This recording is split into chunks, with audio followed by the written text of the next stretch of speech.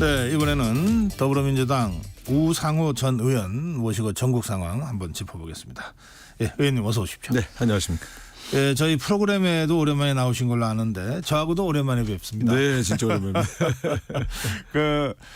이번 선거에 출마를 일찍 불출마 선언하고 안 하셨잖아요. 네, 네. 네, 좋으세요? 일단 삶의 질은 매우 좋아진 것 같습니다. 그렇습니까? 이게 이제 밖에서 볼 때는 국회의원 생활이 화려해 보여도 네. 눈에 보이지 않는 여러 잡다한 일들, 또 본인이 원하지 않았지만 반드시 해야 되는 일들, 네. 또 여러 민원인들의 요구사항이나 부탁을 또 들어줘야 되는 이런 여러 가지 일들이 사실은 되게 비생산적인 일도 꽤 있거든요. 지금은 제가 결정해서 제가 하고자 하는 일정을 쭉 끌고 나갈 수 있으니까 네. 훨씬 더 뭐 제 삶의 주인이 된 것 같고, 물론 이제 화려한 스포트라이트를 받는 건 아무래도 훨씬 더 이제 그 기회가 없어졌지만 저는 개인적으로 저 자신을 돌아보고 또 새로운 준비하는 데 도움이 되는 것 같습니다. 네. 말씀을 그렇게 하셔서 그런지 얼굴이 아주 좋아 보이십니다. 네, 요즘 10년은 젊어 보인다는 얘기 많이 듣습니다. 그렇습니까? 자, 그렇지만 이 주요한 고비마다 정치적인 발언은 좀 계속하고 계시는데 네. 막상 이렇게 한 발짝 떨어져서 정치권 바깥에서 정치를 보면은 요즘 한국 정치가 어떻게 보이십니까? 양쪽 정당 공이 이제 지금처럼 행보를 할 수밖에 없는 여러 요인들도 저는 이해를 합니다만, 네. 그러나 이제 정치 영역은 자기 지지층들을 의식해서 지지층이 원하는 것을 해주는 일도 반드시 해야 됩니다. 그건 안 할 수는 없는 일인데, 네. 한편으로는 정치 지도자들이 좀 리드해가는 대한민국의 새로운 아젠다나 새로운 미래를 위해서 합의할 건 합의하고, 네. 합의가 안 되더라도 가야 할 방향을 제시하는 이런 소위 말하면 리딩 기능이 굉장히 약화됐다. 저는 그런 게 좀 아쉽죠. 그러니까 예. 당장 여야 간에 대치하고 경쟁하는 일은 어쩔 수가 없다 하더라도 한편으로는 새로운 출구를 모색하고 좀 대한민국이 앞으로 가야 할 여러 가지 위기들에 대한 해법을 자기식으로 색깔을 드러내면서 제안하는 이런 정치 지도자들이 많이 줄었어요. 그리고 되게 지지자들의 공격이랄까 비난을 두려워해서 네. 발언들이 되게 위축돼 있어요. 여야 공이 그 안에 온건파들이 있는데 발언을 못 하고 있는 것, 이런 것들이 되게 좀 안타깝습니다.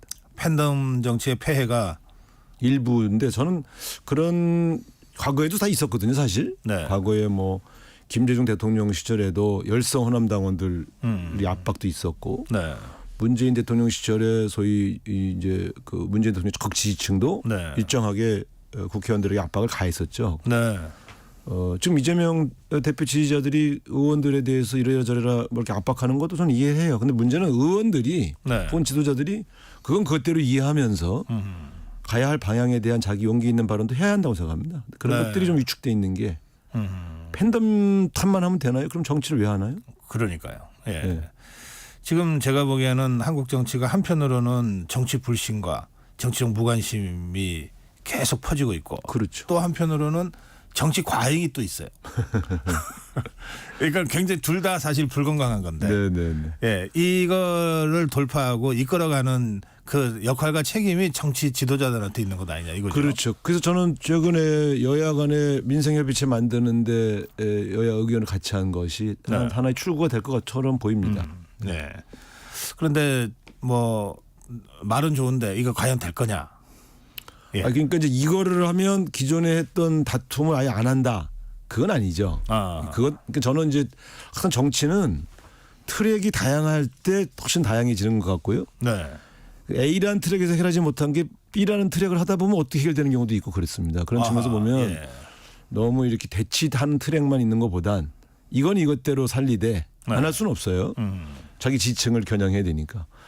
B 민생 트랙 혹은 여야 합의 트랙 이런 것들도 같이 돌릴 수 있는 그런 국면들이 열리고 있는 게 아닌가. 그게 바람직하거든요. 그러다 네. 보면 그쪽에서 대화하다 보면 A 꽉 막혔던 게 풀리는 경우도 가끔 있습니다. 이걸 꼭 기계적으로 또는 기능적으로 이렇게 분절해서 얘기할 건 아니지만 네. 지금 말씀하신 걸 들으면 지지층이나 전체 그 지지자들을 위한 어떤 그런 정치는 어떤 면에서는 당 대표나 당 지도부가 하는 것 같고, 그런 중에도 어쨌든 돌파구를 열어가는 거는 원내 지도부의 역할이 좀 있을 것 같아요. 네. 그 지금 우상호 의원께서도 원내대표 하셨잖아요. 네. 그럴 때 이 물 밖에 보이는 거는 그저 10분의 1이고 실제로는 10분의 9는 물 밑에서의 여러 가지 접촉들을 통해서 이걸 만들어가는 거 아닙니까? 그렇습니다. 그러니까 그것은 물 밑에서 했던 얘기들이 다 실현되지는 않지만 네. 물 밑에서 공감대를 계속 확보해 가는 거거든요. 자, 예를 들면 특검법을 하나 놓고 얘기한다면, 네. 자, 당신의 입장 알겠다. 윤석열 대통령을 이게 피해가 갈까봐 걱정하는 거 아니냐. 자, 또 우리는 우리대로 안 할 수가 없다. 어느 선에서 같이 할 수 있느냐. 이런 얘기를 물 밑에서 계속 해야 됩니다. 아하. 그러다가 예. 어느 순간 물꼬가 터지면 합의안이 나오는 거죠. 네. 그런 측면에서 본다면 이제 지금까지 국면은 총선 뒤풀이 국면이었다. 저는 그렇게 봐요. 아하. 총선에서 압도적 승리를 한 민주당 입장에서는 압도적 승리를 만들어준 지지층에게 일정 효능감을 보여줄 수밖에 없었던 시기였습니다. 네. 그런 측면에서 또 우리는 강공으로 갈 수밖에 없었던 측면이 있고요. 네. 또 그 기대 속에는 윤석열 대통령이 국정운영 기조를 조금 바꿔주지 않겠는가 하는 기대가 있었던 거예요. 네. 이런 압박을 통해서 윤석열 대통령이 국정운영 기조 좀 바뀌면 그때는 또 새로운 어떤 부분적인 협치 국면도 갈 수 있다. 네. 근데 저희 예상보다 윤석열 대통령이 훨씬 완강하게 국정운영 기조를 안 바꾸고 버텼다 이렇게 평가하고 있거든요. 야당은. 네. 그런 측면에서는 좀 아쉬운 게 있고요. 그러나 그렇다고 해서 언제까지 이렇게 갈 수 없다 하고 하는 그런 답답함이나 그런 어떤 여론도 민주당 국회의원들 안에 지금 조성되고 있습니다. 네. 그런 것들이 하나의 바탕이 돼서 이제는 정기국회 앞두고 여야 간에 기존의 법안 관련된 것 또 특검 관련된 것들에 대한 이견은 계속 존재할 수밖에 없지만 그것이 아닌 영역에서의 민생 영역에서 또 합의해서 돌파할 수 있는 또 더 추진할 수 있는 일들은 좀 찾아보려는 노력이 시작됐다. 저는 그렇게 보는 편입니다. 통상 당대표와 원내대표를 투톱이라고 부르잖아요. 네. 그러면 이 투톱의 관계가 한편으로는 상당한 자율성을 원내대표가 가지면서도 또 당대표랑은 전략적으로 긴밀하게 협의하고 수시로 상의할 수밖에 없습니다. 그렇죠. 그래서 당대표가 반대하는 원내 전술을 피는 건 불가능하고요. 아하. 그런데 원내대표가 필요하다고 생각하면 당대표를 설득하는 거죠. 요 사안은 저한테 맡겨주십시오. 네. 요 사안은 이렇게 해서 이렇게 끌고 가려고 하니까 대표님께서도 좀 지켜봐 주시죠. 네. 이럴 때가 있죠. 이럴 때 대표가 제 생각이 좀 다르지만 한번 해보시죠. 이렇게 이제 재량권을 주는 경우도 있고 네. 그건 절대 안 됩니다. 절대 안 된다 그러면 할 수가 없어요. 지금은 그런 국면은 아닌 것 같고요. 지금 우리는 전당대회 중이라 대표가 없지 않습니까? 그러네요.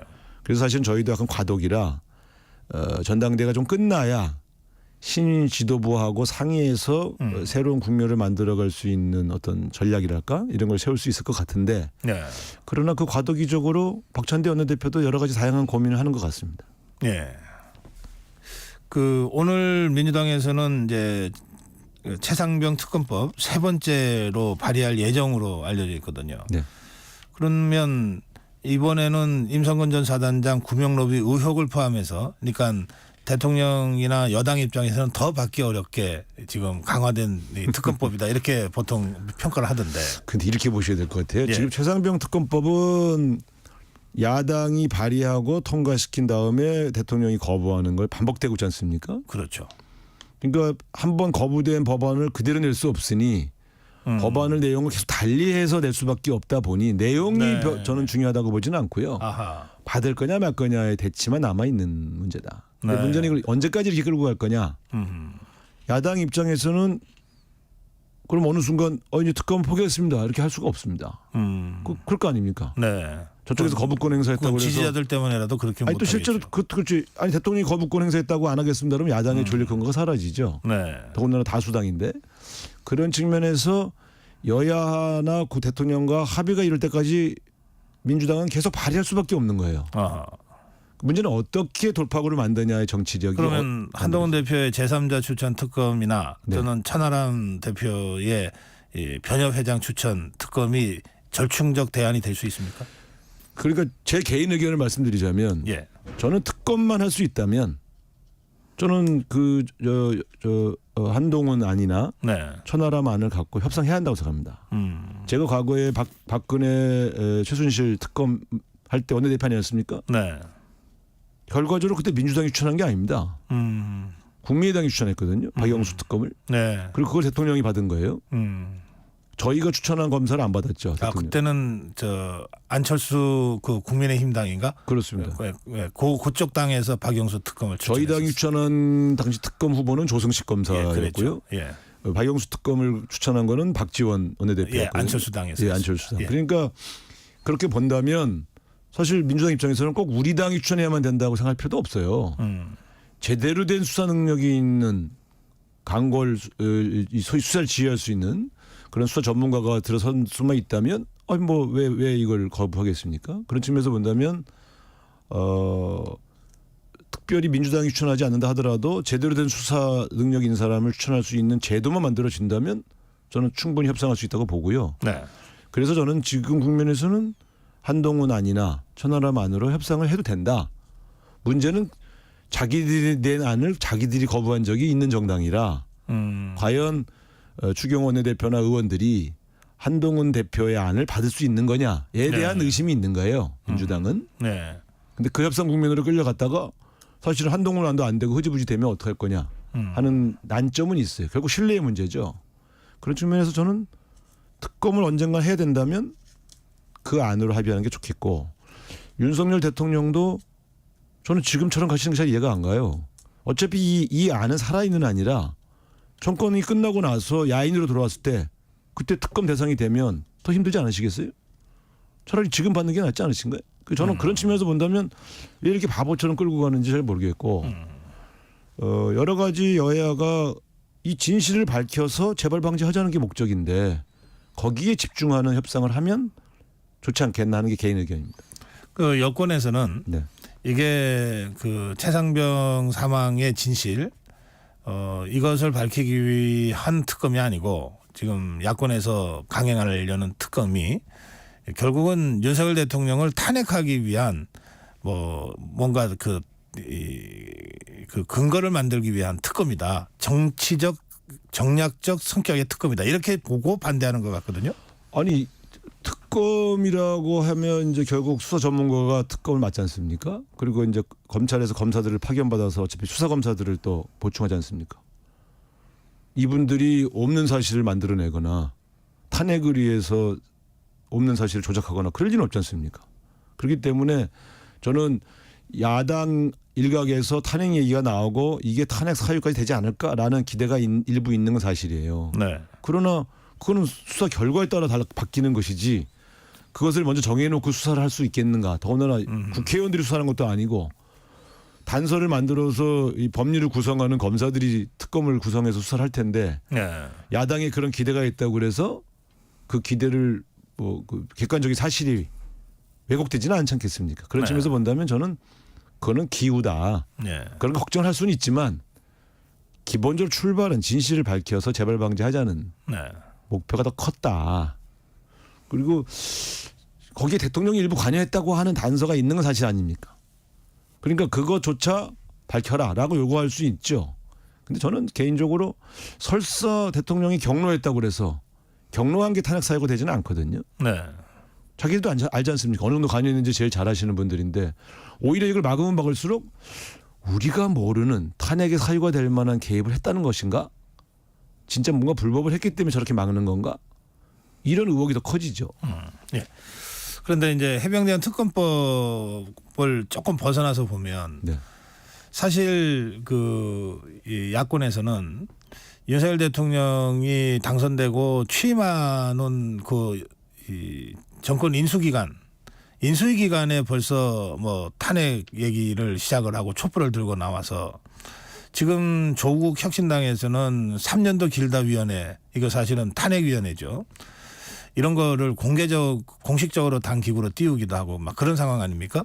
그러니까 여권에서 이 8년 전에 탄핵 상황을 또 경험한 입장이기 때문에 탄핵이 진짜 목표 아니냐라고 하는 생각을 지금 하고 있는 것 같아요. 저는 이렇게 봐요. 지금 이제 야권에서 탄핵을 얘기하는 특히 민주당에서 네. 탄핵을 발언하시는 분들은 아주 열성적인 지지층들이 원하는 내용들을 대변해주는 레토릭 수준이고 지금 야당이 당론으로나 예. 혹은 또 여러 가지 이 지도부 차원에서 별도의 무슨 TF를 만들어서 탄핵을 추진하고 있는 단계가 아니지 않습니까? 네. 그렇기 때문에 저는 이건 레토릭 수준의 탄핵 이야기는 문재인 대통령 때도 국민의힘도 많이 했어요. 그러니까 그렇다고 해서 우리가 국민의힘이 탄핵을 추진한다고 위협을 느낀 적은 없어요.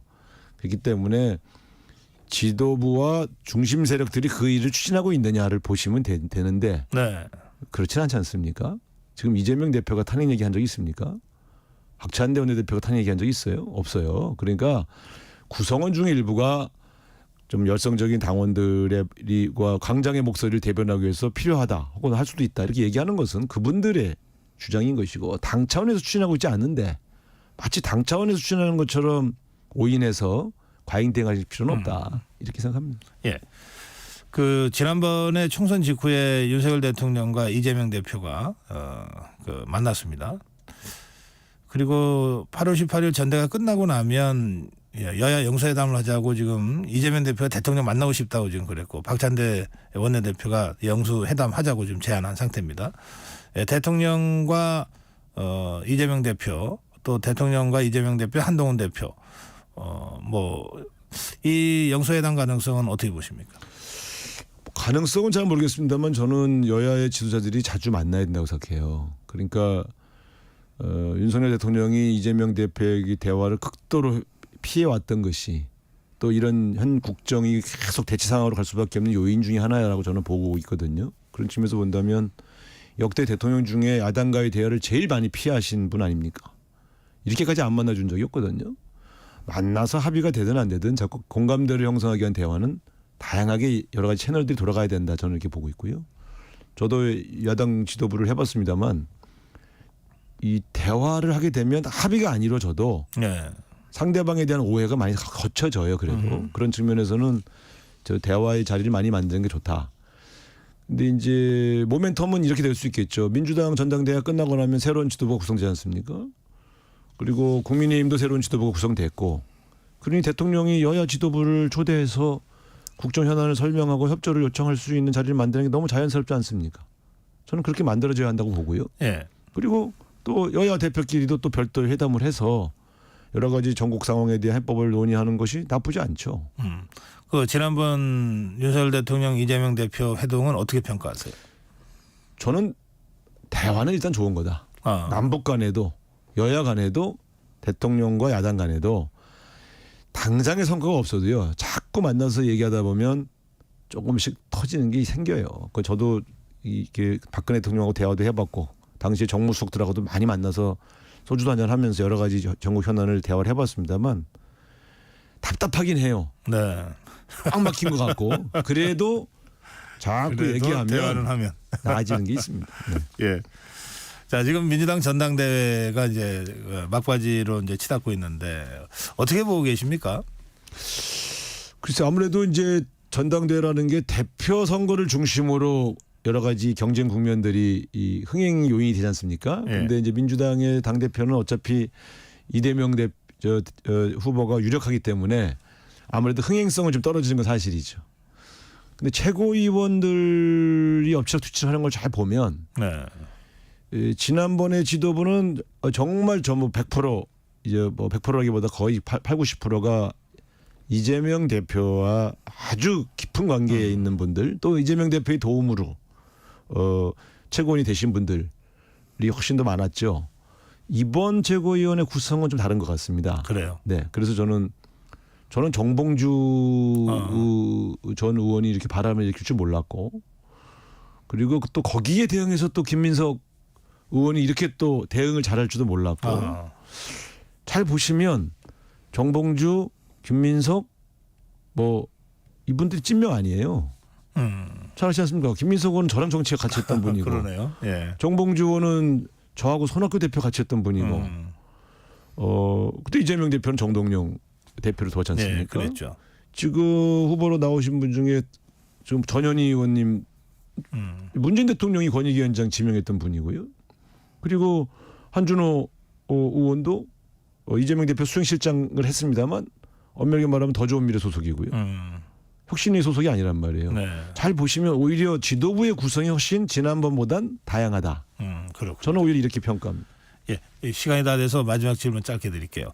김경수 지사 전 지사의 8.15 복권 얘기가 나오고 있는데 뭐 야권 분열 음모가 있다는 식의 반응도 있고 그렇습니다. 어떻게 생각하십니까? 저는 뭐 분열의 음모가 있다 없다 이런 것보다는 김경수 전 지사는 사면 복권 해줘야 된다고 생각해요. 네.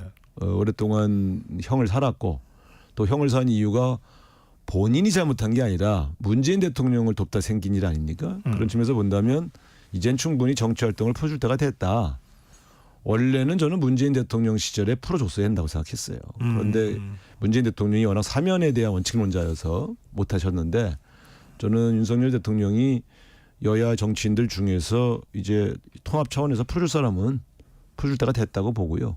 그게 8.15가 됐건 뭐 크리스마스가 됐건 이제는 좀 그런 야당의 정치인, 여당 정치인만이 아니라 야당 정치인도 좀 풀어줄 줄 아는 그런 결정을 해줬으면 좋겠습니다. 알겠습니다. 현직에서 물러나신 상태라서 좀 편하게 정치권 전반에 대해서 이런저런 말씀을 잘 들었습니다. 가끔 모시겠습니다. 감사합니다. 오늘 여기서 마무리할게요. 고맙습니다. 네. 더불어민주당 우상호 전 의원이었습니다.